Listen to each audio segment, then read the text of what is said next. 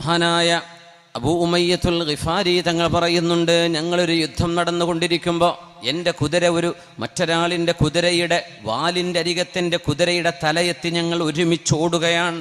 ഒരു യുദ്ധക്കളമാണ് രംഗം. അബൂ ഉമയ്യത്തുൽ ഗിഫാരിയുടെ ഈ അനുഭവം അദ്ദേഹം പറയുന്നു, എനിക്ക് വളരെ കൗതുകം തോന്നിയൊരു സംഭവം. ഞങ്ങളിങ്ങനെ ഒരുമിച്ച് എൻ്റെ കുതിരയും എൻ്റെ മുമ്പിലുള്ള ആളിൻ്റെ കുതിരയും ഒരുമിച്ച് ഇങ്ങനെ ഓടിക്കൊണ്ടിരിക്കുമ്പോൾ എൻ്റെ മുമ്പിലുള്ള ആള് കുതിരപ്പുറത്തിരിക്കുന്നവൻ പറയുന്നത് ഞാൻ കേൾക്കുന്നുണ്ട്, ഐ നഫ്സ്, എൻ്റെ ശരീരമേ, അലം ഉഷ്ഹിദ് മഷ്ഹദ കദാ വകദാ, എൻ്റെ ശരീരമേ, നിനക്ക് അല്ലാഹുവിലേക്ക് യാത്രയാവാൻ എത്രയോ അവസരങ്ങൾ ഞാൻ തന്നിരുന്നുവല്ലോ. ഫഖുൽതി ലീ, നീ എന്നോട് പറഞ്ഞു, അഹ്ലുക, നിന്റെ ഭാര്യ വീട്ടിലുണ്ട്, വഅയാലുക, നിന്റെ മക്കളുണ്ട്, ഉമ്മയുണ്ട്, ഉപ്പയുണ്ട്, നീ മരിച്ചാൽ പിന്നെ അവരാരാണ് നോക്കുന്നത്? ഫഅതഅതുകി വറജഅതു, അത് ഓർമ്മ വന്നപ്പോൾ ഞാൻ എൻ്റെ ശരീരം അല്ലാഹുവിന് വേണ്ടി സമർപ്പിക്കേണ്ട ഒരു രംഗം വന്നപ്പോഴേ അതുപോലും ഞാൻ ചെയ്യാതെ പിന്മാറിയിട്ടുണ്ട്. അലം മുഷ്ഹിദ് മഷ്ഹദ കദാ വകദാ, രണ്ടാം തവണയും സ്വന്തത്തോട് ഇയാളിങ്ങനെ വിളിച്ചു പറയുന്നു. ആ ധൃതി പിടിച്ചു പോകുന്ന ഓടുന്ന ഓട്ടത്തിൽ, ശരീരമേ, എത്ര തവണയാണ് നിനക്ക് ഷഹാദത്തിന്റെ മനോഹരമായ ചിറകേറി സ്വർഗലോകത്തേക്ക് പറക്കാനുള്ള അവസരമുണ്ടായത്? അപ്പോഴൊക്കെ നീ പറഞ്ഞു, കുടുംബം, കച്ചവടം, ബിസിനസ് എന്ന് പറഞ്ഞു.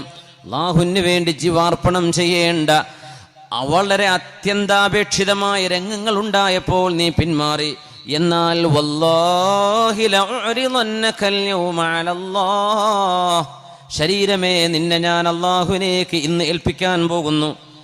അഖദകി ഔ തറകകി, ഒരുപക്ഷെ അല്ലാഹു നിന്നെ പിടിച്ചേക്കും, അല്ലെങ്കിൽ അല്ലാഹു നിന്നെ വിട്ടേച്ചു കളഞ്ഞേക്കുമെന്ന് സ്വന്തം ശരീരത്തോട് പറയുന്നത് ഞാൻ കേട്ടു. ഞാൻ ഇയാളുടെ പിന്നാലെ കൂടി. ഇതൊരു അത്ഭുതമല്ലേ? യുദ്ധക്കളത്തിൽ ഒരു പോർലേൽക്കാതെ രക്ഷപ്പെട്ട് തിരിച്ചു പോരണമെന്നല്ല അദ്ദേഹം പറയുന്നത്. ശരീരമേ, നീ ഒരുപാട് എന്നെ പേടിപ്പിച്ചല്ലേ, ഇന്ന് വല്ലാഹി, അല്ലാഹുവിനെ തന്നെയാണ് സത്യം, ലൗഅരിദന്നകി അലല്ലാഹിൽ യൗം, ഇന്ന് ഞാൻ നിന്നെ അല്ലാഹുവിന് വേണ്ടി സമർപ്പിക്കുകയാണ്. അഖദകി ഔ തറകകി, ഒന്നുകിൽ അല്ലാഹു നിന്നെ പിടിച്ചു വെച്ചേക്കും, അങ്ങനെ നിന്റെ ആത്മാവ് എന്നത്തേക്കുമായി നിന്നോട് യാത്ര പിരിയും. ഔ തറകകി, അല്ലെങ്കിൽ നിന്നെ ഭൂമിയിൽ കുറച്ചു കാലം ജീവിക്കാൻ അല്ലാഹു വിട്ടേച്ചേക്കും. ആ മനുഷ്യന്റെ പിന്നാലെ ഞാൻ കൂടി. ഞാൻ എന്നോട് തന്നെ പറഞ്ഞു, ലഅർമുഖന്നഹുൽ യൗം, ഞാൻ അയാളെ ഒന്ന് കാണട്ടെ എന്ന്. അയാളുടെ പിന്നാലെ ഞാൻ ഓടിയെന്ന് അബൂ ഉമയ്യത്തുൽ ഗിഫാരി തങ്ങൾ പറയുന്നു. അവസാനം യുദ്ധം അവസാനിച്ചപ്പോൾ അദ്ദേഹത്തെ ഞാൻ കണ്ടു. ശരീരത്തിൽ 60 കുന്തമുനകളുടെ ആഴമേറിയ മുറിവുകളുള്ള ശരീരവുമായി കിടക്കുന്നത് ഞാൻ അവിടെ കാണുകയുണ്ടായി. ഒരു മനുഷ്യൻ സ്വന്തത്തോട് പറയുന്ന ഏറ്റവും ഉന്നതമായ അടക്കം പറച്ചിലുകള്, സ്വന്തം ശരീരത്തെ അലൽ ജന്ന, സ്വർഗത്തിന്റെ മീതേക്ക് പറക്കാനുള്ള ആ ഒരു ആവേശത്തോടെ ചിന്തിക്കുന്ന ആളുകൾ അല്ലാഹുവിന്റെ റസൂലിന്റെ മുമ്പിലേക്ക് വരുമ്പോൾ സ്വഹാബിമാർ പലതും ചോദിക്കുമായിരുന്നു. നബിയെ, എനിക്ക് വസ്ത്രം വേണം. ചിലർ പറയും, നബിയെ, എനിക്ക് ഭക്ഷണം വേണം. ചിലർ പറയും, നബിയെ, എനിക്ക് യാത്ര പോകാൻ ഒട്ടകമില്ല, വാഹനം വേണം. എല്ലാം കൊടുക്കുമായിരുന്നു നബി. അപ്പോഴാണ് ഒരാൾ ഹബീബിനോട് ചോദിക്കുന്നത്, മഹാനായ കഅബ് റളിയല്ലാഹു തആല അൻഹു, റബീഅത്ത് ഇബ്നു കഅബ് റളിയല്ലാഹു അൻഹു, റബീഅത്ത് ഇബ്നു കഅബ് അൽ അസ്ലമി, മഹാനായ റബീഅത്ത് ഇബ്നു കഅബ് അൽ അസ്ലമി തങ്ങൾ ഹബീബിനോട് വന്ന് ചോദിച്ചൊരു ചോദ്യമുണ്ട്. വളരെ നിശബ്ദമായ ഒരു രാത്രിയിൽ വേണ്ടവർക്ക് വേണ്ടത് ഹബീബിനോട് ചോദിക്കാൻ പറ്റും. വമാ ലനാ ഇല്ലാ ഇലൈക ഫിറാറുനാ അലൈസ ഫിറാറുൽ ഖൽഖി ഇല്ലാ ഇലർ റുസുലി, പ്രവാചകന്മാരോടല്ലാതെ ആരോടാണ് അനുയായികൾക്ക് പരാതികൾ ബോധിപ്പിക്കാനുള്ളത്? തിരുനബിയോട് ദുന്യാവ് വാങ്ങിച്ചു പോകുന്ന ആളുകൾ ഉണ്ടായിരുന്ന സമയത്ത് മഹാനായ റബീഅത്ത് ഇബ്നു കഅബ് റളിയല്ലാഹു അൻഹു വന്നൊരു ചോദ്യം ചോദിച്ചു. ഹബീബിന്റെ കൂടെ തബൂക്കിലേക്ക് പോകുന്ന ഒരു രാത്രിയിൽ തങ്ങൾ ഒറ്റയ്ക്കാണ്, ഹബീബിന്റെ കൂടെ മറ്റാരുമില്ല. എന്ത് ചോദിച്ചുവോ ദുആ ചെയ്തുകൊണ്ട് കൊടുക്കാൻ കഴിയും ഹബീബിന്. അല്ലാഹുവിന്റെ റസൂലിനോട് ചോദിച്ചൊരു ചോദ്യമുണ്ട്, അസ്അലുക മുറാഫഖതക ഫിൽ ജന്ന, ഹബീബേ, അങ്ങയുടെ കൂടെ സ്വർഗ്ഗത്തിൽ ഇരിക്കാൻ ഒരു ഭാഗ്യം എനിക്ക് വേണം നബിയേ. ഈ തബൂക്കിലേക്കുള്ള യാത്രയിൽ അങ്ങയുടെ കൂടെ ഏതാനും നിമിഷങ്ങൾ ചെലവഴിക്കാൻ കഴിഞ്ഞ പോലെ എനിക്ക് സ്വർഗ്ഗലോകത്ത് വരുമ്പോൾ അങ്ങ് ഇരിക്കുന്ന അങ്ങയുടെ എന്റെ കൂടെ ഇരിക്കാൻ എനിക്ക് അവസരം വേണം. വേറെന്തെങ്കിലും ചോദിക്കാനുണ്ടോ? നിങ്ങൾക്ക് പൈസ വേണോ? നിങ്ങൾക്ക് സമ്പത്ത് വേണോ? വസ്ത്രം വേണോ? ഭക്ഷണം വേണോ? എന്താ ഭൗതികമായത്? എന്താണ് വേണ്ടത്? കൂട്ടുകാരെല്ലാം പലതും ചോദിക്കുന്ന കൂട്ടത്തിൽ വിചിത്രമായൊരു ചോദ്യമല്ലയോ മഹാനായ റബീഅ തങ്ങൾ ചോദിക്കുന്നത്? അസ്അലുക മുറാഫഖതക ഫിൽ ജന്ന അവ ഗൈറ ദാലിക. റബീഅ വേറെ എന്തെങ്കിലും വേണോ? നബിയെ എനിക്ക് അതുതന്നെ മതി, നബിയെ അതുതന്നെ മതി. ഖാല നബി തങ്ങൾ പറയുന്നു, നിങ്ങൾക്കത് ലഭിക്കും. ഫഅഇന്നി അലാ ദാലിക ബികസറത്തിസ് സുജൂദ്. ധാരാളം സുന്നത്ത് നിസ്കാരങ്ങൾ വർദ്ധിപ്പിച്ചുകൊണ്ട് സുജൂദിന്റെ എണ്ണം വർദ്ധിക്കുന്ന റക്അത്തുകൾ ഉണ്ടായി നിങ്ങൾ എന്നെയൊന്ന് സഹായിക്കണേ എന്ന് മഹാനായ റസൂലുള്ളാഹി സ്വല്ലല്ലാഹു അലൈഹി വസല്ലം. മഹാന്മാർ ഈ ഹദീസിനെ വ്യാഖ്യാനിക്കുന്നത് അന്ന് സ്വഹാബിമാർ ഭക്ഷണം കിട്ടാത്ത കാലമാണ്. ഹബീബിന് ആരെങ്കിലും വല്ല ദാനവും കൊടുക്കുമ്പോൾ നബിയെ ഒരു കഷ്ണം എനിക്ക് തരുമോ? നബിയെ അങ്ങേക്ക് കിട്ടിയ വസ്ത്രത്തിൽ ഒന്ന് എനിക്ക് നൽകുമോ എന്ന് ദുന്യാവിയായ ഭൗതികമായ കാര്യങ്ങൾ ചോദിക്കപ്പെട്ടിരുന്നൊരു കാലത്താണ് ഉദാത്തമായ ലക്ഷ്യവും കണ്ടുകൊണ്ട് ഉന്നതമായൊരു ചോദ്യം ഹബീബിനോട് ചോദിക്കുന്നത്. നബിയെ പട്ടിണിയും പ്രയാസങ്ങളും ഞാൻ സഹിക്കാം നബിയെ, പക്ഷേ എനിക്ക് നാളെ സ്വർഗം വേണം. അസ്അലുക മുറാഫഖതക ഫിൽ ജന്ന.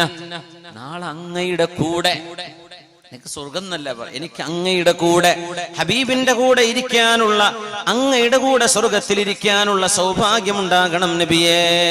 ഒരു മുഅ്മിനായ മനുഷ്യന്റെ ചിന്ത ഇത്രയും ഗൗരവത്തിൽ അള്ളാഹുവിന്റെ മുമ്പിലേക്ക് അവതരിപ്പിക്കപ്പെടുന്ന ചിന്തകൾക്ക് പോലും പ്രതിഫലമുണ്ടെന്നല്ലേ നമ്മൾ ആഗ്രഹിക്കണം. അങ്ങനെയൊക്കെ ആഗ്രഹിക്കണം.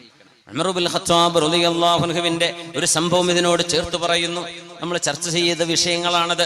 ഉമർ റളിയല്ലാഹു അൻഹു സ്വഹാബിമാരെ കിട്ടിയപ്പോ അൻസാരികളും മുഹാജിറുകളും ഇരിക്കുമ്പോൾ ചോദിച്ചു, തമന്നൗ, നിങ്ങളൊന്ന് ആഗ്രഹിച്ചോളൂ, അവനവന്റെ ആഗ്രഹങ്ങളൊന്ന് പറയേ. സ്വഹാബിമാര് പറഞ്ഞു, ഉമർ എന്നവരെ ഞങ്ങൾ എന്തു പറയാനാണ്? ഉമർ തങ്ങൾ പറഞ്ഞു, നിങ്ങൾ പറയ്, ജീവിതത്തിലെ ഒരു ആഗ്രഹം പറയ്. നിങ്ങൾക്കൊരാഗ്രഹം ഉണ്ടാവില്ല ജീവിതത്തിൽ, ഒരു അച്ചീവ് ചെയ്യേണ്ട ഒരു ടാർഗറ്റ്, എന്ന് പറയേ.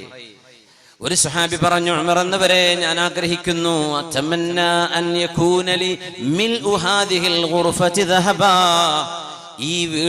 ഈ വീടിന്റെ റൂം നിറയെ എനിക്ക് സ്വർണം കിട്ടിയിരുന്നുവെങ്കിൽ ഫഉൻഫിഖഹു ഫീ സബീലില്ലാഹ്, ആ സ്വർണം മുഴുവനും അല്ലാഹുവിന്റെ വഴിയിൽ പാവപ്പെട്ടവർക്ക് വിതരണം ചെയ്യാൻ ആഗ്രഹമുണ്ട്. നല്ല ആഗ്രഹം അല്ലേ? നല്ലൊരു ആഗ്രഹം. അത് പറഞ്ഞപ്പോൾ മറ്റൊരു സ്വഹാബി പറയാൻ തുടങ്ങി, ഒരു വീട് നിറയെ പവിഴവും മുത്തുകളും കിട്ടിയെങ്കിൽ എന്ന് ഞാൻ ആഗ്രഹിക്കുന്നു. അവയുടെ മൂല്യം എത്രയോ അതിനു സമാനമായ ദാനങ്ങൾ അള്ളാഹുവിന് വേണ്ടി ചെയ്യാൻ എനിക്ക് ആഗ്രഹമുണ്ട്. വേറെ ഒരാൾ പറഞ്ഞു, അടിമകളുള്ള കാലമാണെന്ന്, ഒരുപാട് അടിമകൾ എനിക്ക് ലഭിക്കുമെങ്കിൽ അവരെ ഓരോരുത്തരെയായി അള്ളാഹുവിന് വേണ്ടി ഫ്രീഡം നൽകിയിട്ട് സ്വാതന്ത്ര്യം കൊടുത്ത് പറഞ്ഞയക്കണമെന്ന് ആഗ്രഹമുണ്ട്. അപ്പോഴാണ് ഉമർ ഇബ്നുൽ ഖത്താബ് റളിയല്ലാഹു അൻഹു, ഇന്ന മിൻ ഉമ്മതി ലമുഹദ്ദസീന വമുകല്ലമീൻ, അല്ലാഹു തആലയിൽ നിന്ന് നേരിട്ട് വിവരം ലഭിക്കുന്ന വിധത്തിൽ ഇൽഹാമിന്റെ വിവരം ലഭിക്കുന്ന മുഹദ്ദസീങ്ങൾ എൻ്റെ ഉമ്മത്തിലുണ്ടെങ്കിൽ മിൻഹും ഉമർ ഇബ്നുൽ ഖത്താബ്, അത് ഉമർ ഇബ്നുൽ ഖത്താബ് ആണ് എൻ്റെ ഉമ്മത്തിലുള്ള മുഹദ്ദസുൻ മുകല്ലമുമെന്ന് നബി സല്ലല്ലാഹു അലൈഹി വസല്ലം തങ്ങൾ അന്നത്തെ സ്വഹാബികളിലുള്ള ഉമർ തങ്ങളെ പുകഴ്ത്തി പറഞ്ഞിട്ടുണ്ട്. മഹാനായ ഉമർ റളിയല്ലാഹു അൻഹുവിന്റെ അകക്കണ്ണുകൾക്ക് നല്ല കാഴ്ചയാണ്.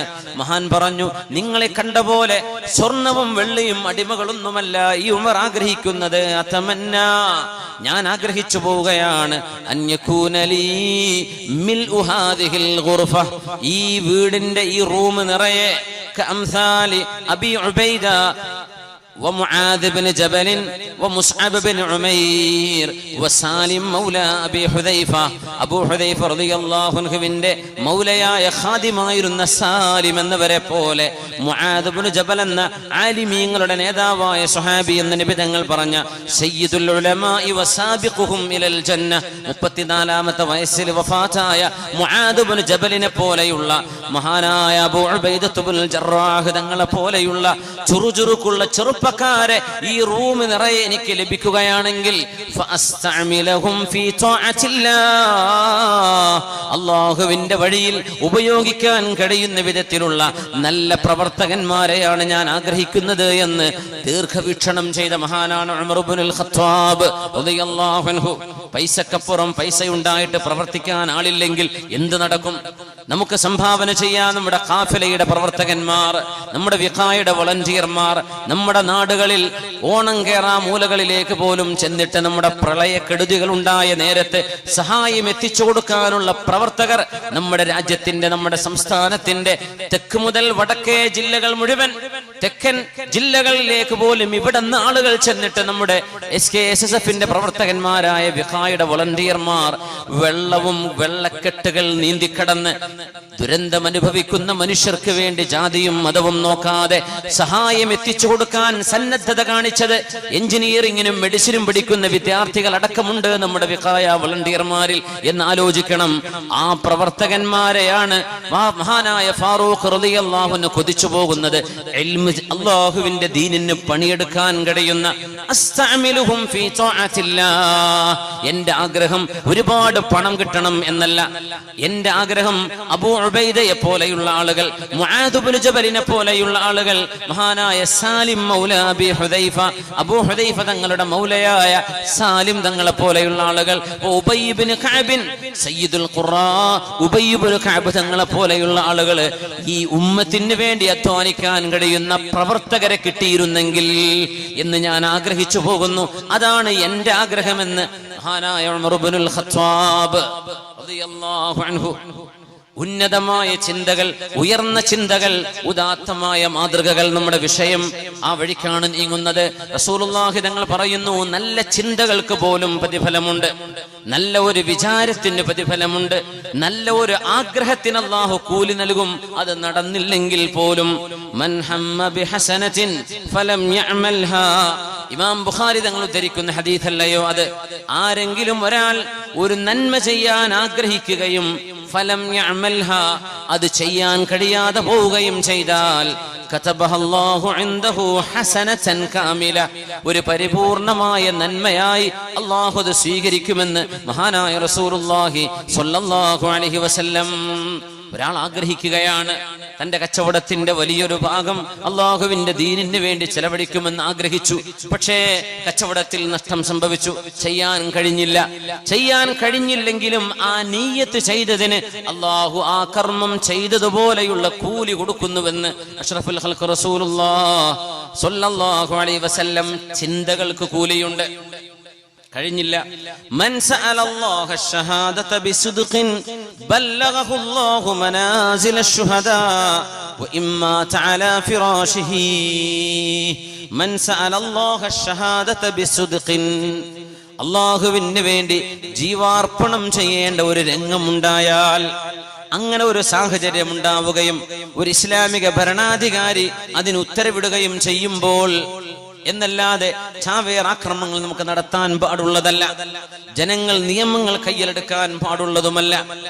ഒരു ഇസ്ലാമിക ഖിലാഫത്തുള്ള സാഹചര്യത്തിൽ മുസ്ലിമീങ്ങളുടെ അമീർ ഒരു ജിഹാദിന് ഉത്തരവിടുകയാണെങ്കിൽ അവിടെ ധർമ്മസമരത്തിന് പോകൽ പുരുഷന്മാരായ പുരുഷന്മാർക്ക് മുഴുവൻ നിർബന്ധമായി വരും. മൻ സഅലല്ലാഹ അശ്ശഹാദത ബിസുദ്ഖിൻ, അല്ലാഹുവേ അങ്ങനെ ഒരു സാഹചര്യം ഉണ്ടാവുകയാണെങ്കിൽ ഞാൻ നിനക്ക് വേണ്ടി രക്തസാക്ഷിയാവാൻ കൊതിക്കുന്നു എന്ന് അല്ലാഹുവിനോട് ആരെങ്കിലും സത്യസന്ധമായി ചോദിച്ചാൽ, അല്ലാഹുവേ ഒരു ഷഹാദത്തിന്റെ പ്രതിഫലം എനിക്ക് നൽകണേ എന്ന് ചോദിച്ചാൽ, ബല്ലഗഹുല്ലാഹു മനാസില അശ്ശുഹദാ, അല്ലാഹുവിന് വേണ്ടി ജീവാർപ്പണം ചെയ്ത ശുഹദാഇന്റെ സ്ഥാനങ്ങൾ ആ ചോദിച്ചവർക്ക് അല്ലാഹു നൽകും. വഇൻമാ തഅലാ ഫിറാശിഹി, അവർ മരിച്ചത് സ്വന്തം വിരിപ്പിൽ കിടന്ന് മരിച്ചതാണെങ്കിലും അല്ലാഹുവേ ഒരവസരമുണ്ടെങ്കിൽ ഞാൻ പിന്മാറില്ല നബിയേ എന്ന് അല്ലാഹുവിന്റെ റസൂലിനോട് പറഞ്ഞ സ്വഹാബികളുണ്ട്. റസൂലുള്ളാഹി തങ്ങൾ മദീനയിലേക്ക് ഖുറൈശികളുടെ ആക്രമണങ്ങൾ വരുമ്പോൾ, ഉഹദ് യുദ്ധം നടക്കാൻ പോകുമ്പോൾ, ഉഹദ് യുദ്ധത്തിന്റെ പശ്ചാത്തലത്തിൽ നബി തങ്ങൾ സ്വഹാബിമാരുമായി ഒരു ഡിസ്കഷൻ നടത്തിയിട്ടുണ്ട്. നമ്മൾ ഖുറൈശികളെ നേരിടേണ്ടത് മദീനയുടെ ഉള്ളിൽ വെച്ചാണോ മദീനക്ക് പുറത്തു പോകണോ? സ്വഹാബിമാർ പറഞ്ഞു, നബിയെ നമുക്ക് ഉഹദിലേക്ക് പോകാം. നബി തങ്ങളുടെ ആഗ്രഹം മദീനയിൽ നിൽക്കാനായിരുന്നു. നമ്മൾ ആ വഴിയിലേക്ക് ചർച്ച വരും ഇൻഷാ അല്ലാഹ്. വഴി ആ ഭാഗം നമുക്ക് ചർച്ച വരാനുണ്ട്. അല്ലാഹുവിന്റെ റസൂലിൻ തങ്ങൾ സ്വഹാബികളുമായി ചർച്ച നടക്കുമ്പോ വല്ലാഹില്ലദീ ലാ ഇലാഹ ഇല്ലാഹു ലഅദ്ഖുലന്നൽ ജന്ന, അല്ലാഹുവിനെ തന്നെയാണ് സത്യം നബിയേ, ഞാൻ ആ സ്വർഗത്തിലേക്ക് കടക്കുക തന്നെ ചെയ്യുമെന്ന് ഒരു സ്വഹാബി പറഞ്ഞപ്പോ നബി തങ്ങൾ ചോദിച്ചു ബിമദാലിക, എങ്ങനെ നിങ്ങൾക്ക് ആ ഉറപ്പ് പറയാൻ കഴിയും? ഖാല ബിഖസുലതൈൻ, രണ്ട് ഗുണമുണ്ട് നബിയെ എനിക്ക്. ഒന്ന് ഉഹിബ്ബുല്ലാഹ വറസൂലഹു, എനിക്ക് അല്ലാഹുവിനെയും അവന്റെ റസൂലിനെയും ഇഷ്ടമാണ് നബിയെ. വലാ, ഞാൻ ഒരിക്കലും തന്നെ വലാ അതവല്ല യൗമസ്സഹഫി വലാ അഫിറു യൗമസ്സഹഫി, ഒരു യുദ്ധം നടക്കുമ്പോൾ, ഒരു യുദ്ധം ആസന്നമാകുമ്പോൾ ഞാൻ ഒരിക്കലും ഭീരുവായി പിന്തിരിഞ്ഞോടുകയില്ല നബിയെ, ഞാൻ ധൈര്യത്തോടുകൂടെ മുന്നേറും നബിയെ. ആ രണ്ട് ഗുണം, ഒന്ന് അല്ലാഹുവിനോടും റസൂലിനോടുമുള്ള സ്നേഹം, രണ്ടാമത്തേത് വലാ അഫിറു യൗമസ്സഹഫി, ഞാൻ ഒരിക്കലും തന്നെ പിന്തിരിഞ്ഞോടില്ല. ആ രണ്ട് ഗുണത്തിന്റെ പേരിൽ ഈ നടക്കാൻ പോകുന്ന ഉഹദിലൂടെ എനിക്ക് സ്വർഗം കിട്ടും നബിയെ എന്ന് അല്ലാഹുവിന്റെ റസൂലിനോട് പറഞ്ഞപ്പോഴാണ് ഹബീബായ നബി തങ്ങൾ പറഞ്ഞത് ഇൻ തസ്ദുഖില്ലാഹ യസ്ദുഖുക, നിങ്ങൾ അല്ലാഹുവിനോട് സത്യസന്ധമായിട്ടാണ് ഈ പറയുന്നതെങ്കിൽ നിങ്ങൾക്കത് അല്ലാഹു സാധ്യമാക്കി തരും. അങ്ങനെ ഉഹദിന്റെ രണാങ്കണത്തിലെ ആദ്യത്തെ ഷഹീദി മനുഷ്യനായിരുന്നു, സ്വഹാബിയായിരുന്നു. മൻ സഅലല്ലാഹ ഷഹാദ, അതുകൊണ്ടാണ് നബി തങ്ങൾ പറയുന്നത് അല്ലാഹുവിനോട് സത്യസന്ധമായി നമ്മൾ ചോദിച്ചാൽ ആ ചോദ്യം നടക്കാതെ പോവുകയും നമ്മൾ വിരിപ്പിൽ കിടന്ന് മരിക്കുകയുമാണെങ്കിൽ പോലും ബല്ലഗഹുല്ലാഹു മനാസില ശുഹദാ, ശുഹദാഇന്റെ സ്ഥാനം അല്ലാഹു അവർക്ക് നൽകുമെന്ന് മഹാനായ റസൂലുള്ളാഹി സ്വല്ലല്ലാഹു അലൈഹി വസല്ലം.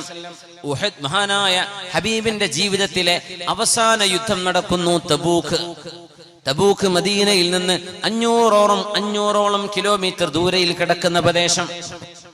തബൂക്ക് യുദ്ധം നടക്കുമ്പോ ഒരുപാട് സ്വഹാബിമാർക്ക് അങ്ങോട്ട് യാത്ര ചെയ്യാനുള്ള വാഹനം കിട്ടാത്തതിന്റെ പേരിൽ അവർക്ക് തബൂക്കിലേക്ക് പോകാൻ കഴിയാതെ വന്നപ്പോ ഒരുപാട് ആളുകൾ വിഷമിച്ചിട്ടുണ്ട്. ഖുർആൻ ഇതിനെ സംബന്ധിച്ച് പറഞ്ഞിട്ടുണ്ട്. നബിയെ, കണ്ണുകളിൽ നിന്ന് കണ്ണുനീര് വരുന്നുണ്ട്.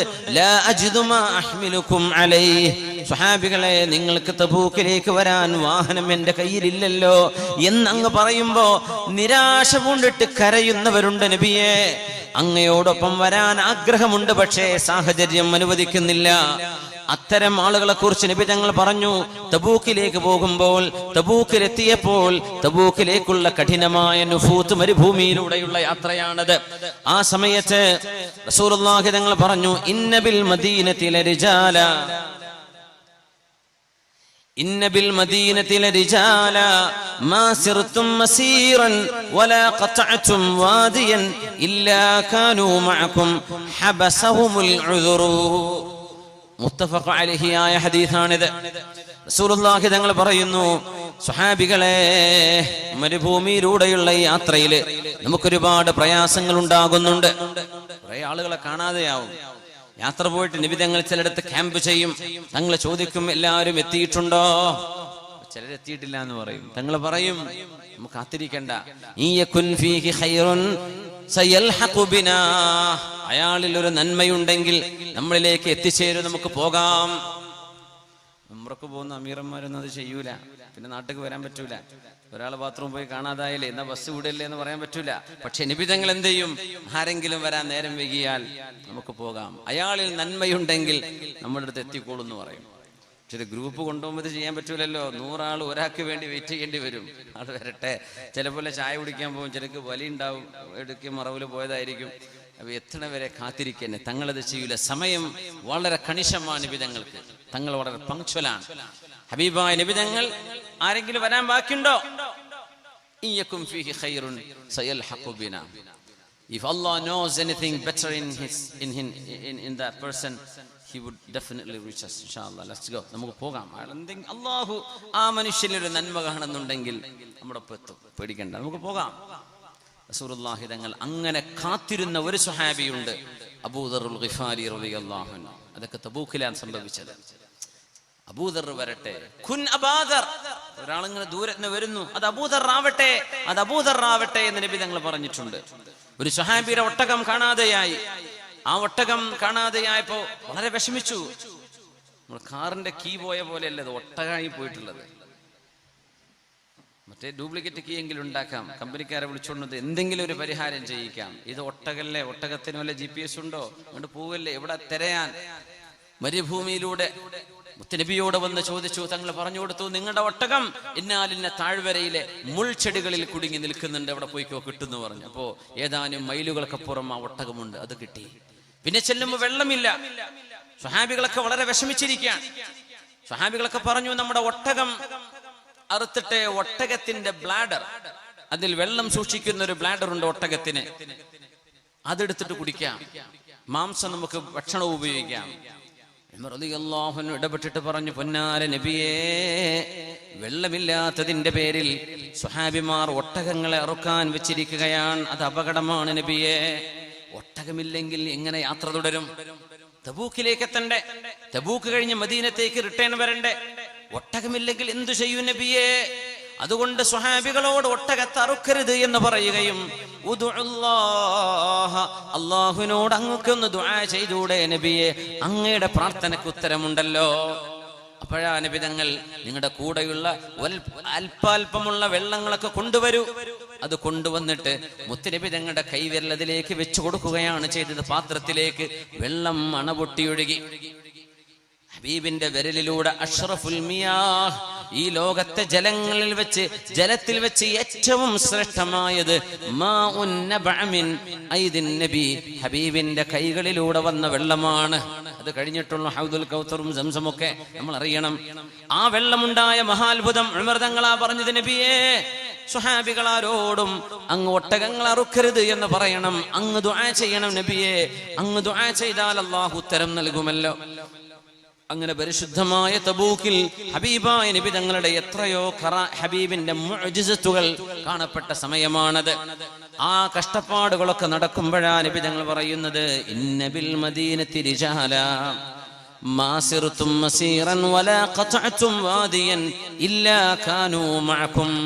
സ്വഹാബികളെ, കടുത്ത പാറമലകൾ നമ്മൾ കയറി ഇറങ്ങുമ്പോഴും, മരുഭൂമിയിലൂടെ കടുത്ത ചൂടിൽ, ജൂൺ ജൂലൈ മാസത്തിലാണ് തബൂക്ക് നടന്നത്. ആലോചിക്കണം, എന്താ ഇപ്പോഴത്തെ ദുബൈയിലൊക്കെ ചൂട് എത്രയാണ്, ഗൾഫ് നാടുകളിലെ ഈ നേരത്തെ ചൂട്. ഈ വർഷത്തെ ഹജ്ജ് എത്ര വലിയ ചൂടിലാണ് നടക്കുന്നത്. 50 ഡിഗ്രി, 48, 55 ഡിഗ്രി ചൂടായിരിക്കും. അള്ളാഹു നമ്മുടെ ഹാജിമാർക്ക് അത് എളുപ്പമാക്കി കൊടുക്കട്ടെ, അള്ളാഹു എളുപ്പമാക്കി കൊടുക്കട്ടെ. ഹജ്ജ് അറബ് മാസത്തിൽ സംഭവിക്കേണ്ട കാരണം തന്നെ ഇതാണ്. ഒരാൾക്ക് ചൂട് പറ്റൂല, എന്നാ പിന്നെ വെയിറ്റ് ചെയ്തു. ഹജ്ജ് ലൈഫിൽ, ജീവിതത്തിൽ ഒരു ഹജ്ജേ നിർബന്ധമുള്ളൂ. എന്നാ പിന്നെ ഒരു 8-10 കൊല്ലം കഴിഞ്ഞാൽ ഈ ചൂടിന്ന് മാറി തണുപ്പിലേക്ക് കാലാവസ്ഥ മാറും. നീ അപ്പം പോയി ചെയ്താൽ മതി. അങ്ങനെ എല്ലാ കാലാവസ്ഥയിലൂടെയും അറബ് മാസം കറങ്ങി വരും.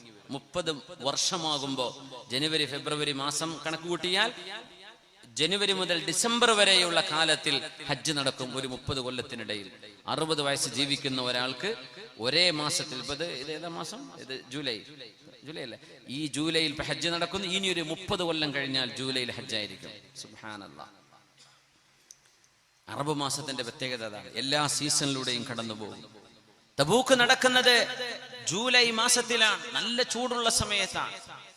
സ്വഹാബികളെ, നിങ്ങൾ ഈ മലയോരങ്ങൾ കയറിയിറങ്ങുമ്പോഴും, മരുഭൂമിയുടെ ചൂടുള്ള മണലിലൂടെ നടക്കുമ്പോഴും, ദാഹാർത്തരായി അല്ലാഹുവിനെ ത്യാഗം ചെയ്യുമ്പോഴും, നിങ്ങളുടെ കൂടെ യാത്ര ചെയ്യാത്ത ഒരുപാട് ആളുകൾ മദീനയിലുണ്ട്. അവർക്ക് നിങ്ങളോടൊപ്പം ഈ മരുഭൂമി താണ്ടിക്കടന്ന പ്രതിഫലം അല്ലാഹു നൽകുന്നുണ്ട്. ഹബസഹുമുൽ ഉദുറു, അവർക്ക് വരാൻ കഴിയാതെ പോയത് ന്യായമായ ഒരു കാരണമുണ്ടായതിന്റെ പേരിലാണ്. ഒരു വാഹനം കിട്ടാത്തതിന്റെ പേരിൽ അവർക്ക് വരാൻ കഴിഞ്ഞിട്ടില്ല. ഉണ്ടെങ്കിൽ അവർ നിങ്ങളോടുകൂടെ ഉണ്ടാകുമായിരുന്നു. അതുകൊണ്ട് നിങ്ങൾ സഹിക്കുന്ന എല്ലാ ത്യാഗത്തിന്റെയും പ്രതിഫലം വീട്ടിലിരിക്കുന്ന മദീനയിലെ ഒരുപാട് ആളുകൾക്ക് ലഭിക്കുന്നുണ്ട്. അവരുടെ നീയത്ത് നിങ്ങളോടൊപ്പമാണ്, മനസ്സുകൊണ്ടവർ നിങ്ങളോടൊപ്പമുണ്ട്. അതുകൊണ്ട് അല്ലാഹു കൂലി നൽകുന്നു. ഒരു നല്ല സദസ്സ് നടന്നു എന്ന് വിചാരിക്കാം. ഇപ്പൊ ഇവിടെ ബഹുമാനപ്പെട്ട തങ്ങളുടെ നേതൃത്വത്തിൽ, നമ്മുടെ ഏഴിമല സഫ്വാൻ തങ്ങളുടെ നേതൃത്വത്തിൽ ദുആ മജ്ലിസ് നടക്കും. നാളെ നേരം വിളിച്ചിട്ട് പറയടോ, നല്ലൊരു ദുആ മജ്ലിസ് കിട്ടി കേട്ടോ, നീ എന്തേ വരാതിരുന്ന്? പടച്ചോനെ ഞാനത് അറിഞ്ഞില്ലല്ലോ, ഒന്ന് പറയണ്ടടോ, ഒന്ന് വാട്സപ്പിലോ ഒന്ന് ഫോണിലോ ഒന്ന് പറഞ്ഞുകൂടായിരുന്നോ, എനിക്കും വരാമായിരുന്നല്ലോ എന്ന് നാളെ രാവിലെ ഒരാൾ നിങ്ങളോട് പറഞ്ഞാൽ ഈ ദുആന്റെ കൂലി അയാൾക്ക് കിട്ടിയിട്ടുണ്ടെന്നാ. ആഗ്രഹം ഉണ്ടായിരുന്നു, അറിഞ്ഞില്ലല്ലോ. ഇവിടെ നല്ല ഗാനമേള നടന്നു. അപ്പൊ രാവിലെ ചെന്നിട്ട് പറയടോ, എന്തേലും ഇന്നലത്തെ പാട്ടും ഡാൻസൊക്കെ നീ കണ്ടോ? ഞാൻ ഒരൊറ്റ പരിപാടി മിസ്സാക്കാത്ത ആളാ, ഞാനത് അറിഞ്ഞില്ല, ഞാൻ കോഴിക്കോട് വിട്ടുപോയി, അങ്ങനെയാണെങ്കിൽ എന്റെ ട്രിപ്പ് ഞാൻ മാറ്റുമായിരുന്നു എന്ന് പറഞ്ഞാൽ ഇവിടെ വരാതെ ഇന്ന് കോഴിക്കോട് പോയ ആൾക്ക് ആ തിന്മയുടെ കുറ്റം അള്ളാഹു ചാർത്തി കൊടുക്കുന്ന, മനസ്സുകൊണ്ട് ഇതിന്റെ കൂടെ നിന്നതിന്റെ പേരിൽ. അതാണ് ദീൻ. ചെയ്തോ ഇല്ലേ എന്നല്ല. ചിലപ്പോ ഒരു നബി തങ്ങൾ പറഞ്ഞു, നമ്മളൊരു സ്ഥലത്തെത്തി, അവിടെ ഒരു കല്യാണത്തിന് പോയി എന്ന് വിചാരിക്കുക, അവിടെ ചെയ്യാൻ പാടില്ലാത്തെന്തോ നടക്കുന്നുണ്ട്, നമ്മൾ ചെന്ന് പെട്ടുപോയതാണ്, നമ്മൾ മനസ്സുകൊണ്ട് വെറുത്തുകൊണ്ടാണ് അവിടെ നിൽക്കുന്നത്. ആ നൃത്തത്തിൽ നമുക്ക് കുറ്റമില്ല. നേരെ മറിച്ച് അവിടെ ശരീരം കൊണ്ട് ആള് പ്രസന്റ് അല്ല, പക്ഷെ അയാൾ മനസ്സുകൊണ്ട് കൊതിക്കുന്നുണ്ട്, അങ്ങനത്തെ ഒരു പരിപാടി കിട്ടിയാൽ ഞാൻ പോയിട്ട് വായ നോക്കി ഇരിക്കുമായിരുന്നു എന്ന് മനസ്സിൽ തോന്നലുള്ള ഒരാൾക്ക് അവൻ എവിടെ പോയിരുന്നാലും ഈ തിന്മയുടെ കുറ്റം അയാൾക്കുണ്ടാവുകയും ചെയ്യുന്ന മനസ്സ് ഭയങ്കരമാണ്. നമ്മുടെ ഡിസിഷൻ മേക്കിംഗ് അതൊരു വലുതാണ്. അതുകൊണ്ടാണ് മദീനയിലുള്ള ആളുകൾക്ക് അവർ നിങ്ങളുടെ കൂടെ യാത്ര ചെയ്തിട്ടില്ല, പക്ഷേ അവർക്ക് നിങ്ങളുടെ പ്രതിഫലം നിങ്ങൾക്ക് കിട്ടുന്നത് പോലെ അവർക്കും ലഭിക്കുന്നുണ്ട്. അവർ മദീനയിലാണ്. എന്തേ? അവർക്ക് ഉദ്റുണ്ട്, വരാൻ പറ്റാത്തതാണ് എന്ന് മഹാനായ റസൂലുള്ളാഹി സ്വല്ലല്ലാഹു അലൈഹി വസല്ലം. മുത്തുനബി തങ്ങൾ പറയുന്നുണ്ട് മറ്റൊരു സംഭവം, രാത്രിയിൽ തഹജ്ജുദ് നിസ്കരിക്കുന്ന ഒരാൾ എന്നും നിസ്കരിക്കും, സുബഹിക്ക് മുമ്പ് എഴുന്നേറ്റ് തഹജ്ജുദുണ്ട്. പക്ഷേ ഒരു ദിവസം ഉറക്കം ഓവർടേക്ക് ചെയ്തു. ഒരു ദിവസം നിസ്കരിക്കാൻ പറ്റിയില്ല, ബാങ്ക് കൊടുത്തിട്ടാ അറിയണത്. അപ്പൊ തഹജ്ജുദിന്റെ ടൈം കഴിഞ്ഞു.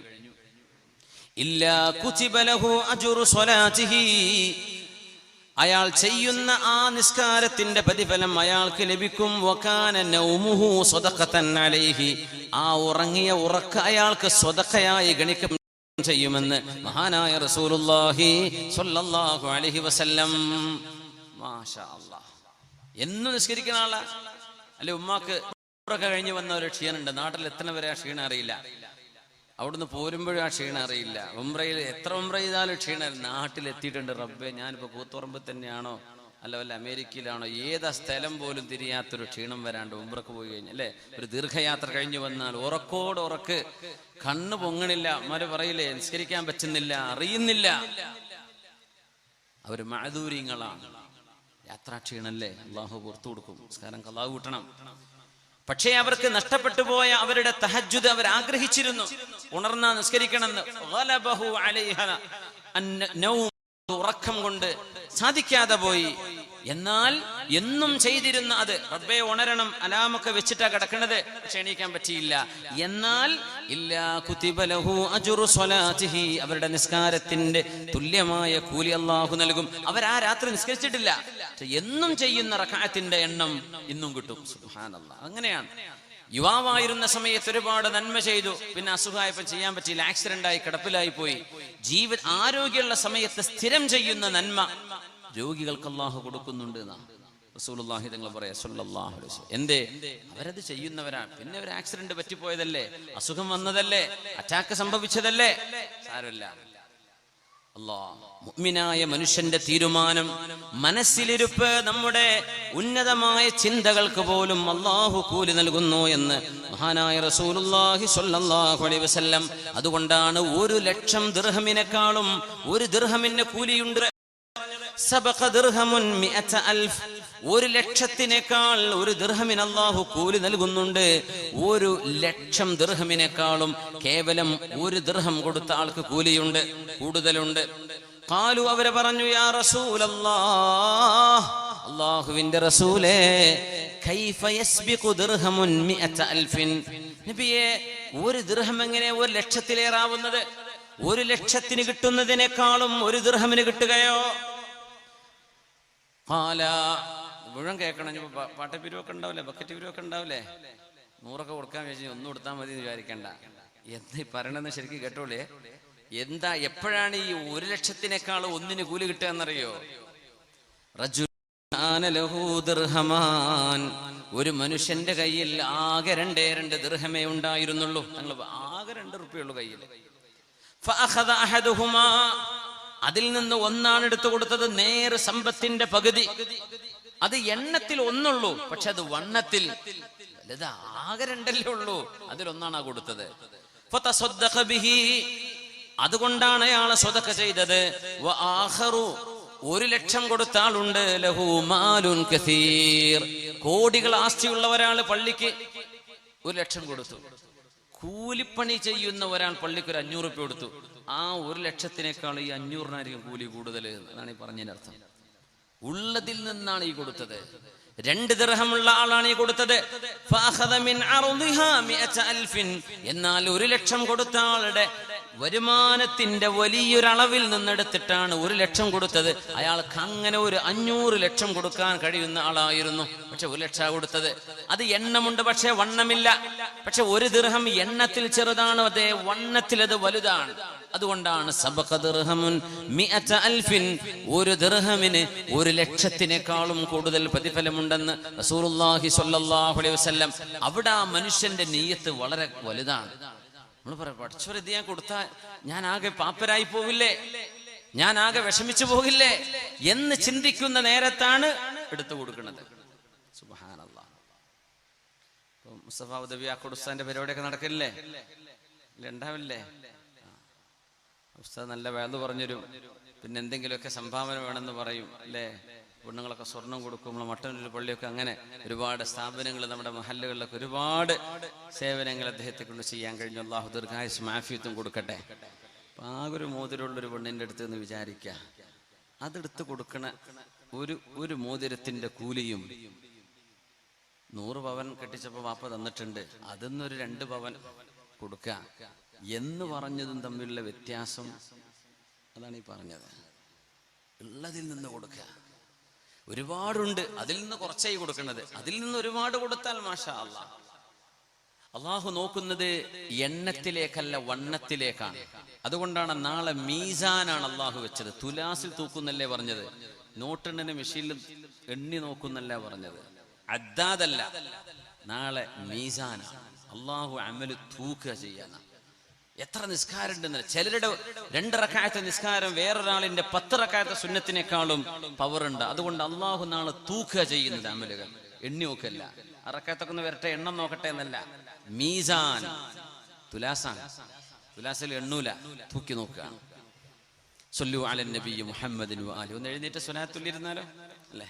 എഴുന്നേൽക്കാൻ പ്രയാസമുള്ളവർ എഴുന്നേൽക്കണ്ട, അല്ലാത്തവരൊക്കെ സല്ലു അലൻ നബി മുഹമ്മദിൻ വആലിഹി. അല്ലാഹുമ്മ സല്ലി അലാ സയ്യിദിനാ മുഹമ്മദിൻ വഅലാ ആലി സയ്യിദിനാ മുഹമ്മദിൻ വബാരിക് വസല്ലിം അലൈഹി. ഉറക്കെ ചൊല്ലിക്കോളൂ, അല്ലാഹുമ്മ സല്ലി അലാ سيدنا محمد وعلى آل سيدنا محمد وبارك وسلم عليه. اللهم صل على سيدنا محمد وعلى آل سيدنا محمد وبارك وسلم عليه. جزاكم الله خير. നല്ലൊരു കവിത. നഹാറു مغرور سهو وغفلة وليلك نوم والردى لك لازم. نهارك يا مغرور سهو وغفلة وليلك نوم والردى لك لازم. وتكداح فيما سوف تنكر غبه كذلك في الدنيا تعيش البهائم.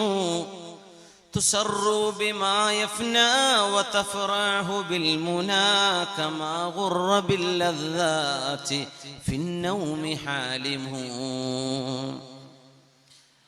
ഐഹികമായ ഭ്രമത്തിൽ മത്ത് പിടിച്ചു പോയവനെ, നിന്റെ രാത്രി മുഴുവനും ഉറക്കമാണ്, പകല് മുഴുവനും അശ്രദ്ധയാണല്ലേ. വെറുതെ നടക്കാൻ ജീവിതത്തിന്റെ ലക്ഷ്യം കണ്ടിട്ടില്ല. നഹാറൂക യാ മഗ്റൂർ സഹ്വൻ വഗഫലത്തുൻ. അശ്രദ്ധമായി ഹീഡ്ലെസ്, ചിന്തകളില്ലാതെ നടക്കുന്ന പകലാണോ നിന്റേത്? വലൈലുക നൗമുൻ വറദാലക ലാസിമു, രാത്രി മുഴുവനും ഉറങ്ങി തീർക്കുകയാണോ? രാത്രി രഹസ്യമായ ചർച്ച നടക്കുന്ന നേരമാണ്. പണ്ട് രാജാക്കന്മാർ രഹസ്യ മീറ്റിംഗ് കൂടൽ രാത്രിയിലാണ്, പാതിരാവിലാണ്. അതാണ് ഈ തഹജ്ജുദിന്റെ പ്രത്യേകത. പാതിരാത്രി എല്ലാവരും പോയി കിടന്നുറങ്ങുമ്പോഴേ രഹസ്യമായിട്ട് പടച്ചവനോട് പറയാൻ പറ്റുള്ളൂ എന്നാണ്. ആരും അറിയാതെ അള്ളാഹുവിനോട് സംസാരിക്കാൻ കിട്ടുന്ന ആ ഒരു രാത്രിയുടെ രഹസ്യമായ നേരം. രാജാക്കന്മാർ കൂടെയുള്ള പ്രധാനമന്ത്രിമാരോട് രാജ്യത്തിന്റെ ഏറ്റവും പ്രധാനപ്പെട്ട വിഷയം ചർച്ച ചെയ്യാൻ വിളിച്ചു ചേർക്കുന്ന നേരമാണ്.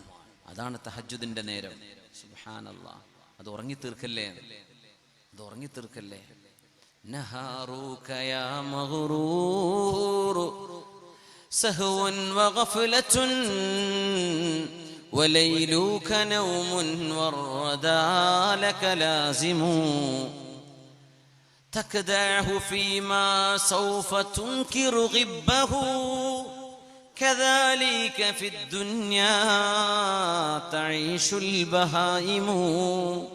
പകലന്തിയോളം നമ്മൾ അധ്വാനിക്കുന്നത് ഖബറിലേക്ക് പോകുമ്പോൾ ഇട്ടേച്ചു പോകുന്നതിന് വേണ്ടിയാണ്. നമ്മൾ ഇത്രയധികം ടെൻഷൻ എടുക്കുന്നത് അല്ലേ?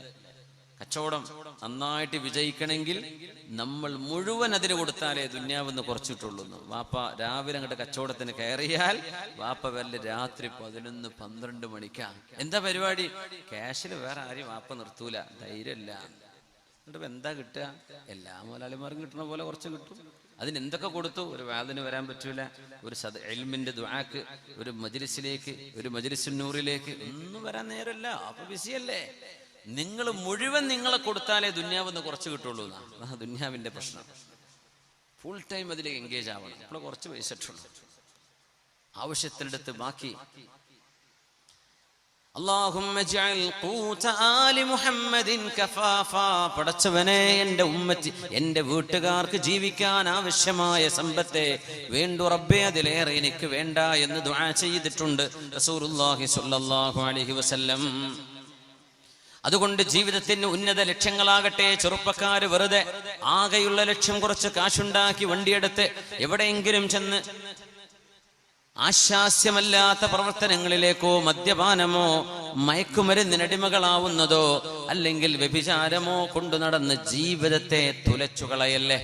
ഉന്നതമായ ലക്ഷ്യങ്ങൾ വേണം. ത്വറഫത്ത് ബിനു അബ്ദ് എന്ന് പറയുന്ന ത്വറഫത്ത് ബിനുൽ അബ്ദ് ജാഹിലിയ കവിയാണ്.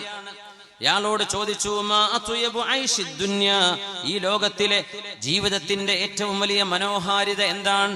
ഈ ലോകത്ത് നമുക്ക് ലഭിക്കുന്ന വലിയ ആസ്വാദനം എന്താണ് എന്ന് ചോദിച്ചപ്പോ ത്വറഫത്ത് ബിനുൽ അബ്ദിന്റെ മറുപടി, മത്അമുൻ ഷഹിയുൻ, നല്ല ടേസ്റ്റുള്ള ഭക്ഷണം തന്നെ.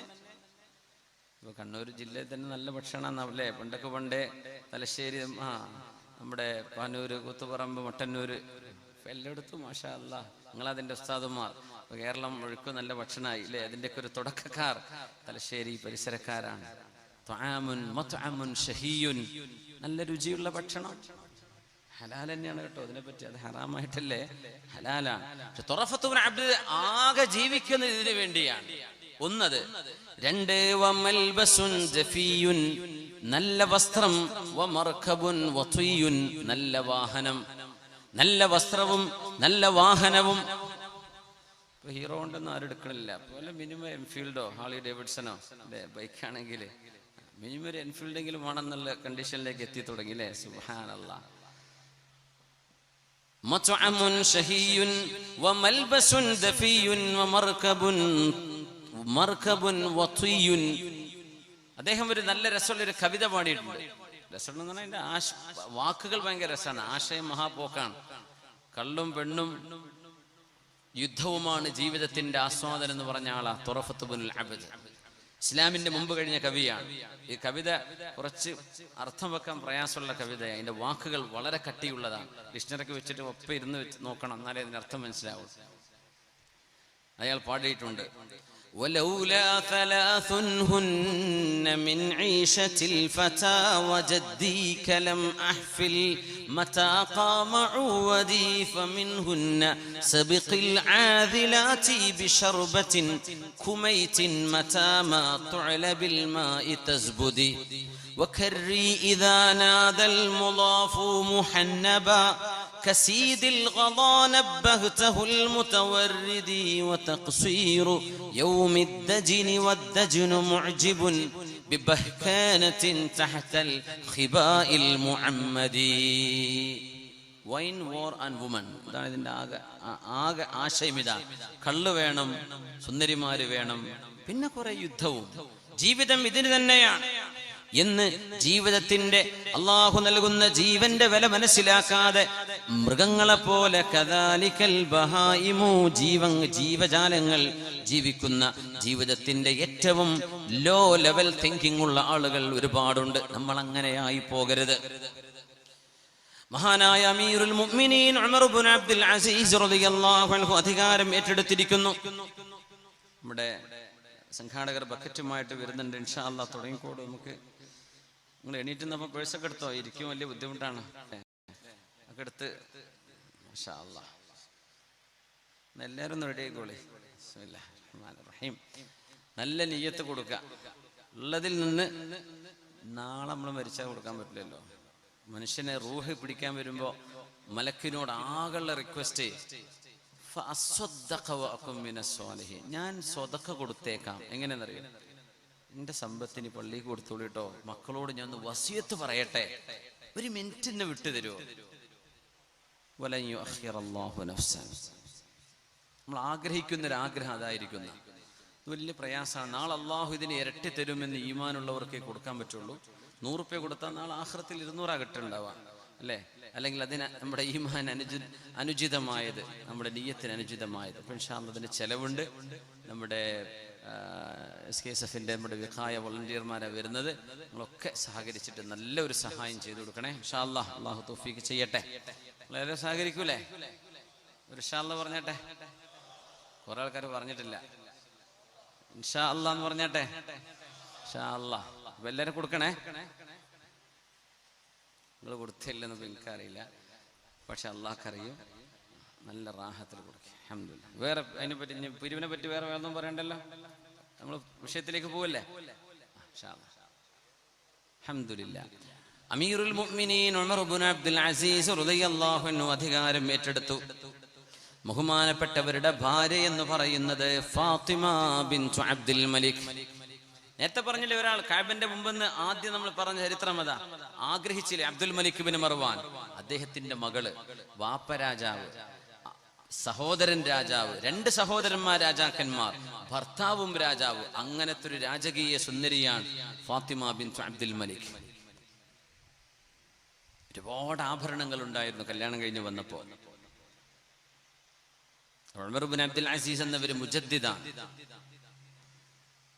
അവരുടെ മുൻഗാമികളായ അമവി ഭരണാധികാരികൾ ചെയ്ത എല്ലാ തിന്മകളും തിരുത്തിയ മഹാനാണ്. ഭാര്യന്റെ കയ്യിൽ ഒരുപാട് ഡയമണ്ട്സ് കണ്ടപ്പോഴേ, മോളെ പാപ്പ തന്നതാണല്ലേ. ഇതൊക്കെ ഒരുപാട് പാവപ്പെട്ടവരുടെ സക്കാത്തിന്റെ മുതൽ നിന്റെ മുൻഗാമികൾ ഭരണാധികാരികൾ കൈയടക്കി വെച്ചതാ മോളെ, ആ വളക്കൊന്ന് ഉരുക്കിയെന്ന് പറഞ്ഞു. ആ മാല ലക്ഷക്കണക്കിന് ദിർഹമുകൾ വില വരുന്നത്, മോളെ അത് നിന്റേതല്ല, അത് നിന്റെ കാരണവന്മാരൊക്കെ ജനങ്ങളിൽ നിന്ന് പിടിച്ചു വരച്ച് അന്യായം ചെയ്തതാണ്. അതൊക്കെ മുസ്ലിമീങ്ങളുടെ ഖജനാവിലേക്ക് പോകണം, നിന്റെ മാലയെ ഊരിക്കുമെന്ന് പറഞ്ഞു. നമ്മുടെ പെൺകുട്ടിയോട് പറഞ്ഞാൽ നടക്കുവോ? ആരെങ്കിലും ഊരി കൊടുക്കോ? നമ്മൾ ഊരി കൊടുക്കോ? ആ വാച്ച് ഊരി തന്നേന്ന് പറഞ്ഞ അന്യായം ശരിയല്ല. ഫസ്റ്റ് ദിവസം കല്യാണം കഴിഞ്ഞ് വന്നപ്പോഴേ ഊരിക്കൊടുത്തു ഇസ്ലാമിന്റെ ഖജനാവിലേക്ക്. ഭർത്താവ് മരിച്ചു. ഉമർ ഇബ്നു അബ്ദുൽ അസീസ് 2 വർഷവും ചില്ലറയെ ഭരണം നടത്തിയിട്ടുള്ളൂ. പക്ഷെ 25 കൊല്ലം ഭരണം നടത്തിയ ചരിത്രമാണ് നമ്മുടെ രേഖകളിൽ കാണുന്നത്. അത്രയും വലിയ സംഭവബഹുലമായ ജീവിതം. ഖജനാവിന്റെ സൂക്ഷിപ്പുകാരൻ മെല്ലെ വന്ന് ഫാത്തിമയോട് പറഞ്ഞു റളിയല്ലാഹു അൻഹ, ഫാത്തിമ ബിൻതു അബ്ദുൽ മലിക്, അബ്ദുൽ മലിക്കിന്റെ മകൾ ഫാത്തിമ, ഫാത്തിമ നിങ്ങളുടെ ആ വളണ്ടല്ലോ, ആ മാല, അത് ഞാൻ ആർക്കും കൊടുത്തിട്ടില്ല, അത് ഖജനാവിൽ അങ്ങനെ തന്നെ ഇരിപ്പുണ്ട്. പിന്നെ ഉമർ ഇബ്നു അബ്ദുൽ അസീസ് മരിച്ചില്ലേ, ഭർത്താവ് മരിച്ചില്ലേ, ആ മാല ഞാൻ തരട്ടെ എന്ന് ചോദിച്ചപ്പോ ബീവി കൊടുത്തൊരു മറുപടി ഉണ്ട്. അതാണൊരു വല്ലാത്ത മറുപടി.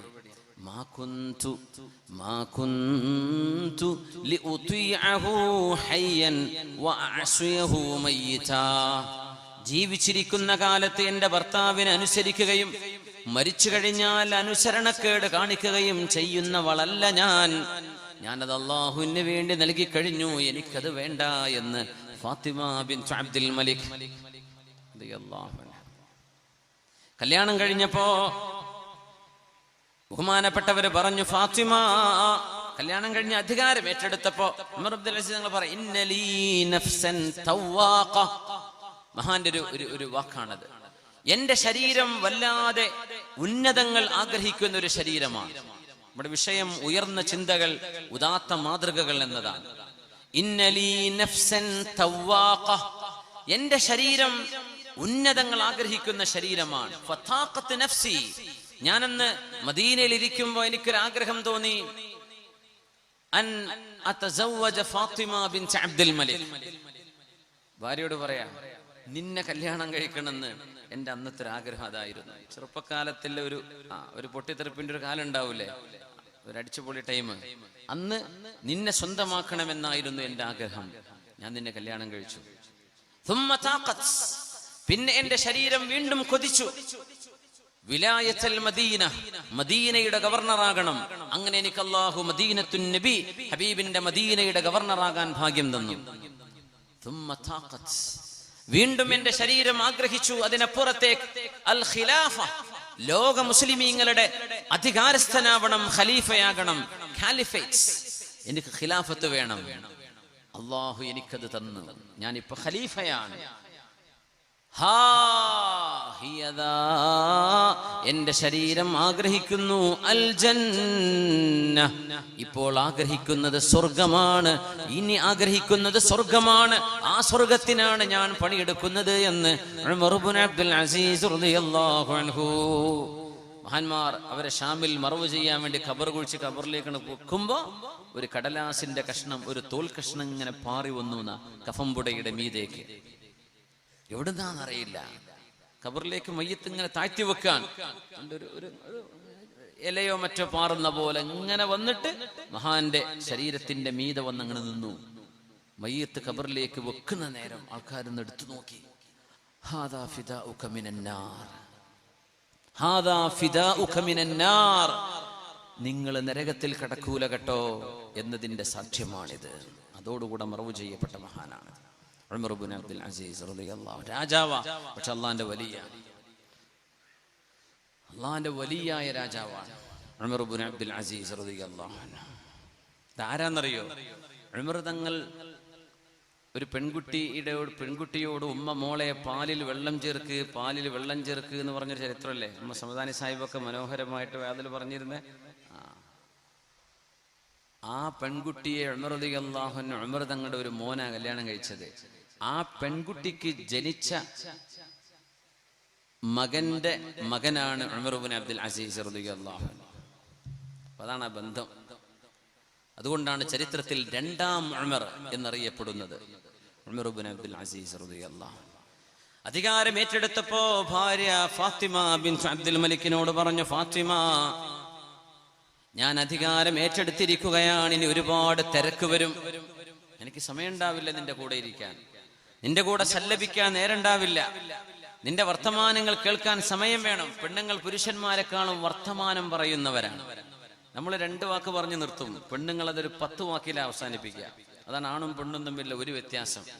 അവരൊരുപാട് പറയാൻ ഇഷ്ടപ്പെടും, നമ്മൾ കേൾക്കാനേ ഇഷ്ടപ്പെടും. കുറെ പറയുന്നത് സ്വാഭാവികമായി നമുക്ക് ഇഷ്ടമല്ല, അല്ലേ? എന്നാ പിന്നെ പരിപാടി നിർത്തല്ലേ. നമ്മൾ വീട്ടിലേക്ക് ജോലി കഴിഞ്ഞു വന്നു, അല്ലെങ്കിൽ നമ്മൾ ബിസിനസ് കഴിഞ്ഞു വന്നു, ഒരു യാത്ര കഴിഞ്ഞു വന്നു, നമ്മൾ ക്ഷീണിച്ചിരിക്കുകയാണ്. പക്ഷെ അവർക്ക് പല കഥ. നിങ്ങൾ അറിഞ്ഞോ, നമ്മുടെ മോള് ഇന്ന് ഇങ്ങനെ പറഞ്ഞു, നമ്മുടെ കുട്ടി ഇത് ചെയ്തു, പിന്നെ അയൽവക്കത്തുണ്ടായ കഥ, കല്യാണത്തിന് പോയുണ്ടായ കഥ, മറ്റേ കഥ, ഇങ്ങനെ നമ്മൾ ഉറക്കം വലിച്ച് കൂർക്കം വലിച്ച് തുടങ്ങിയിട്ടുണ്ടാവും. ഉറക്കം വന്നിട്ട് അവർ കഥ നിർത്തിയിട്ടുണ്ടാവും. നിങ്ങൾ ഉറങ്ങി വന്നാൽ പിന്നെ ഞാൻ ഉറങ്ങുകയാണ്. തിരക്ക് പിടിക്കുമ്പോൾ അങ്ങനെയാണ് പിന്നെ ഒരു ജീവിതം. ഒരുപാട് സമയം നമുക്ക് നമ്മുടെ സഹധർമ്മിണികൾക്ക് കൊടുക്കാൻ കഴിയില്ല. അവരൊരുപാട് വർത്തമാനം നമ്മളുമായി അവരുടെ ജീവിതത്തിലെ അനുഭവങ്ങൾ പങ്കുവെക്കാൻ ഇഷ്ടപ്പെടുന്നു. അതിന് നമ്മൾ സമയം കണ്ടെത്തേണ്ടവരാണ്. പക്ഷെ അധികാരം ഏറ്റെടുത്തതിൽ പിന്നെ ഉമർ ഇബ്നു അബ്ദുൽ അസീസ് തങ്ങൾ പറഞ്ഞു, ഫാത്തിമ, എനിക്ക് ഇനി നിന്റെ കൂടെ ഒരുപാട് നേരം ചെലവഴിക്കാൻ കഴിയില്ല മോളെ. അപ്പൊ എന്താ ചെയ്യേണ്ടത്? ഞാൻ നിങ്ങളെ തൊലാക്ക് ചൊല്ലിത്തരാം. നിങ്ങൾ വേറെ ആളെ കല്യാണം കഴിച്ചു. നിങ്ങൾ രാജകുമാരിയല്ലേ, വാപ്പ രാജാവ്, മസ്ലമത്ത് ഇബ്നു അബ്ദുൽ മലിക് ആങ്ങള, നിങ്ങളുടെ സഹോദരൻ രാജാവ്, വലീദ് ഇബ്നു അബ്ദുൽ മലിക് നിങ്ങളുടെ വേറൊരു സഹോദരൻ, അതും രാജാവ്. ഇങ്ങനെ രാജാക്കന്മാരാ നിന്റെ ആങ്ങളമാരും, നിന്റെ ഉപ്പയും, നിന്റെ ഭർത്താവ്, ഞാനും. അതുകൊണ്ട് നിനക്ക് നല്ലൊരു വിവാഹം ലഭിക്കും. ഞാൻ നിന്നെ തൊലാക്ക് ചൊല്ലട്ടെ, അല്ലെങ്കിൽ പിന്നെ എന്റെ കൂടെ എനിക്ക് നിന്റെ വർത്തമാനം കേൾക്കാനൊന്നും സമയം ഉണ്ടാവില്ല. അങ്ങനെ ഒതുങ്ങി ജീവിക്കേണ്ടി വരും. മഹദി അട്ടഹസിച്ചുകൊണ്ട് കരഞ്ഞു. വല്ലാത്തൊരു കരച്ചിൽ. എങ്ങനെ ജീവിച്ച മോളാണിതെന്നറിയണം. ഇനി ജീവിക്കുന്നത് ഒരു ദരിദ്രനെ പോലെ ജീവിച്ച ജീവിതമാണ് പിന്നെ ഉമർ ഇബ്നു അബ്ദുൽ അസീസ് തങ്ങളുടേത്. അവസാന കാലം അങ്ങനെയാണ്. ഒരു വസ്ത്രം ഉണ്ടായിട്ടുള്ളൂ. ആ വസ്ത്രമിട്ട് മരണശയ്യയിൽ കിടക്കുമ്പോ മസ്ലമത്ത് ഇബ്നു അബ്ദുൽ മലിക് സഹോദരൻ വന്നിട്ട് ചോദിച്ചു, പെങ്ങളെ, നമ്മുടെ അളിയന് നല്ല കുപ്പായിട്ട് കൊടുക്കണ്ടേ? എന്താ നിങ്ങൾ ഈ ഡ്രസ് ഒരാഴ്ചയിൽ കാണാൻ തുടങ്ങിയിട്ട്? മഹദി ഒന്നും മറുപടി പറഞ്ഞില്ല. സഹോദരൻ 2 നാൾ കഴിഞ്ഞ് വീണ്ടും വന്നു. അപ്പോഴും വസ്ത്രം ഇതാണ്. ദേഷ്യപ്പെട്ടുകൊണ്ട് പറഞ്ഞു, ഫാത്തിമ, നിന്റെ ഭർത്താവാണിത്, ഖലീഫയാണ്, ഖലീഫയുടെ ഡ്രസ് ഒന്ന് മാറ്റിക്കൊടുത്തൂടെ എന്ന് ദേഷ്യപ്പെട്ട് പറഞ്ഞപ്പോ, മസ്ലമ, നിന്റെ അളിയന്, എന്റെ ഭർത്താവിന് ഇതല്ലാത്ത വേറൊരു വസ്ത്രമില്ല മസ്ലമ. എല്ലാം കൊടുത്തു കഴിഞ്ഞു, ഇതേ ഉള്ളൂ, മാറ്റിക്കൊടുക്കാൻ ഇനി വേറെ ഒന്നില്ല മസ്ലമ എന്ന് സ്വന്തം സഹോദരനോട് കരഞ്ഞു മറുപടി പറഞ്ഞ ഫാത്തിമ ബിൻതു അബ്ദുൽ മലിക് റളിയല്ലാഹു അൻഹ. വേണമെങ്കിൽ രാജകുമാരിയായി പാറിപ്പറന്ന് ജീവിക്കാം, പക്ഷെ അള്ളാഹുവിന് വേണ്ടി ത്യാഗം ചെയ്യാൻ മുന്നോട്ട് വന്ന മഹദിയായൊരു മഹദി ഫാത്തിമ ബിൻതു അബ്ദുൽ മലിക്, ഉമർ ഇബ്നു അബ്ദുൽ അസീസ് എന്നിവരുടെ ഭാര്യ. വല്ലാത്ത കരച്ചിൽ കരഞ്ഞു, ഫാത്തിമ, നിങ്ങളുടെ കൂടെ എനിക്ക് ജീവിക്കാൻ, നിങ്ങൾക്ക് സമയം തരാൻ സമയക്കുറവ് വരും. അതുകൊണ്ട് എന്നോട് വെറുപ്പ് തോന്നരുത് ഫാത്തിമ. നിങ്ങൾക്ക് നല്ലൊരു ജീവിതം നല്ലൊരാളിന്റെ കൂടെ ലഭിക്കും. ഞാൻ നിങ്ങളെ തൊലാഖ് ചൊല്ലിത്തരട്ടെയോ? വല്ലാത്ത കരച്ചിൽ. ആ കരച്ചിൽ കൊട്ടാരത്തിലുള്ള മുഴുവൻ ആളുകളും കേട്ടു. ആളുകളെല്ലാം ഓടി വന്ന്, എന്ത് പറ്റി രാജകുമാരിക്ക്, എന്ത് പറ്റി? പറഞ്ഞു, ഉമർ ഇബ്നു അബ്ദുൽ അസീസ്, ഞാൻ അങ്ങയുടെ കൂടെ ഏത് പ്രയാസവും സഹിച്ച് ജീവിക്കാൻ ഒരുക്കമാണ്. ഞാൻ അങ്ങയുടെ കൂടെയുണ്ട്, എനിക്ക് വിവാഹമോചനം വേണ്ട എന്ന് പറഞ്ഞ ഫാത്തിമ ബിൻതു അബ്ദുൽ മലിക് റളിയല്ലാഹു അൻഹ. നല്ല തിരക്കുള്ള ജീവിതമാണ് ഉമർ ഇബ്നു അബ്ദുൽ അസീസ് തങ്ങളുടേത്. നല്ലൊരു ഭാര്യ, നല്ലൊരു ഭർത്താവ്. ആളുകൾ വന്ന് ചോദിച്ചു, തഫറഖ് ലനാ യാ അമീറുൽ മുഅ്മിനീൻ, അമീറുൽ മുഅ്മിനീനെ, നിങ്ങൾക്ക് കുറച്ചൊരു ഒഴിവ് സമയം വെച്ചുകൂടെ? കുറച്ച് ഒഴിവ് സമയം ഉണ്ടായിക്കൂടെ? ഞങ്ങളൊക്കെ കാക്കോട് ഉസ്താദിനെ പറ്റി പറയുമ്പോൾ നമ്മൾ അഷ്റഫ് ഹാജി പട്ടാര നമ്മുടെ കൂടെ ഉണ്ട്. ഞങ്ങൾ പറയാ, കാക്കോട് ഉസ്താദ് തീരെ റെസ്റ്റ് എടുക്കണില്ല, തീരെ വിശ്രമമില്ല. ഇങ്ങനെ പോയാൽ എന്താ, ആകെ ശരീരം ക്ഷീണിക്കൂലേ, ഒന്ന് വിശ്രമിക്കാൻ പറയണ്ടേ? പക്ഷെ അദ്ദേഹത്തിന് വിശ്രമമില്ല. എല്ലാ പണ്ഡിതന്മാരും സയ്യിദന്മാരും ഒക്കെ അങ്ങനെ തന്നെ അവിശ്രമമായ യാത്രയാണ്, അല്ലെങ്കിൽ അവരുടെ ഇടപെടലുകളാണ്, പ്രോഗ്രാമുകളാണ്. ഒന്ന് വിശ്രമിച്ചുകൂടെ എന്ന് പലരും ചോദിക്കും. ഉമർ ഇബ്നു അബ്ദുൽ അസീസ് തങ്ങളുടെ മറുപടി വന്നു, ഖദ് ജാഅ ശുഗ്ലുൻ ശാഗിലു വഅദൽതു അൻ തുറുഖിസ് സലാമ ദഹബൽ ഫറാഗു ഫലാ ഫറാ ഗലനാ ഇലാ യൗമിൽ ഖിയാമ. ഇനി അന്ത്യനാൾ വരെ, ഖിയാമത്ത് നാൾ വരെ ഇനി വിശ്രമമില്ലല്ലോ. വിശ്രമത്തിന്റെ സമയം കഴിഞ്ഞുപോയി. ഇനി എന്തിനാണ് വിശ്രമിക്കുന്നത്? നേരമില്ലല്ലോ.